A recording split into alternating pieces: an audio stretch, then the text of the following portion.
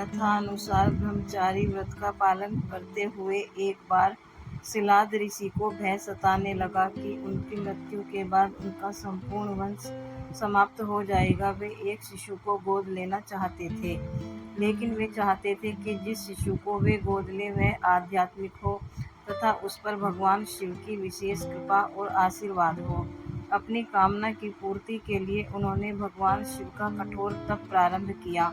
कई वर्षों तक वे तप में लीन रहे, जिससे प्रसन्न होकर भगवान शिव उनके समक्ष प्रकट हुए और उनसे वरदान मांगने को कहा।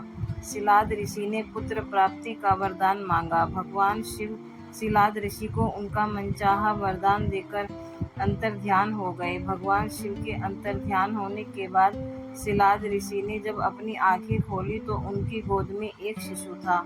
उस शिशु के चेहरे पर एक अलौकिक तेज था। सिलाद ऋषि ने उसका नाम नंदी रख दिया और उसका पालन पोषण करने लगे। वे उससे बहुत स्नेह करते थे, किंतु नियति ने नंदी के लिए कुछ और ही लिख रखा था। एक दिन मित्र और वरुण नामक दो संत सिलाद ऋषि के आश्रम में पधारे। सिलाद ऋषि ने उनका खूब आदर सत्कार किया। नंदी ने भी उनकी बहुत सेवा की। प्रस्थान करते समय सिलाद ऋषि और नंदी ने दोनों संतों को का आशीर्वाद लिया। संतों ने सिलाद ऋषि को दीर्घायु और खुशहाली का आशीर्वाद दिया, किंतु जब नंदी को आशीर्वाद देने की बारी आई तो उनके माथे पर चिंता की लकीरें खिंच गईं। सिलाद ऋषि ने यह तुरंत भांप लिया। जब वे मित्र और वरुण ऋषि का आश्रम के बाहर तक छोड़ने गए तो उनसे पूछ लिया कि उन्होंने नंदी को लंबी आयु का आशीर्वाद क्यों नहीं दिया। तब दोनों संतों ने उन्हें बताया कि नंदी अल्पायु है। यह सुनकर सिलाद ऋषि चिंताग्रस्त हो गए। नंदी ने जब पिता को चिंतित देखा तो उसका कारण पूछा। सिलाद ऋषि ने नंदी को पूरी सच्चाई बता दी। पिता की बात सुन नंदी हंसने लगे। आश्चर्यचकित पिता ने जब कारण पूछा तो नंदी बोले, पिताश्री, आपने मुझे भगवान शिव की कृपा से प्राप्त किया है। जिन पर शिवजी की कृपा होती है उन्हें कोई संकट छू नहीं सकता। यह कहकर वे पिता का आशीर्वाद प्राप्त कर भगवान शिव की तपस्या करने वन चले गए और तप करने लगे। नंदी का तप इतना कठोर, ध्यान इतना प्रबल और आस्था इतनी मजबूत थी कि भगवान शिव को प्रकट होने में अधिक समय नहीं लगा।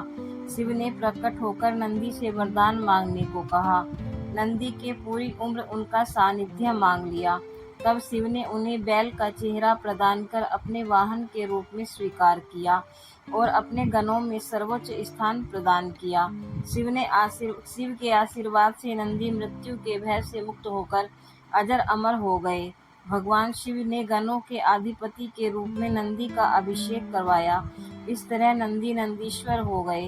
भगवान शिव ने नंदी को वरदान दिया था कि जहाँ उनका निवास होगा वहाँ नंदी का भी निवास होगा। माना जाता है कि तब से शिव मंदिर में शिवलिंग के साथ नंदी की भी स्थापना की जाती है।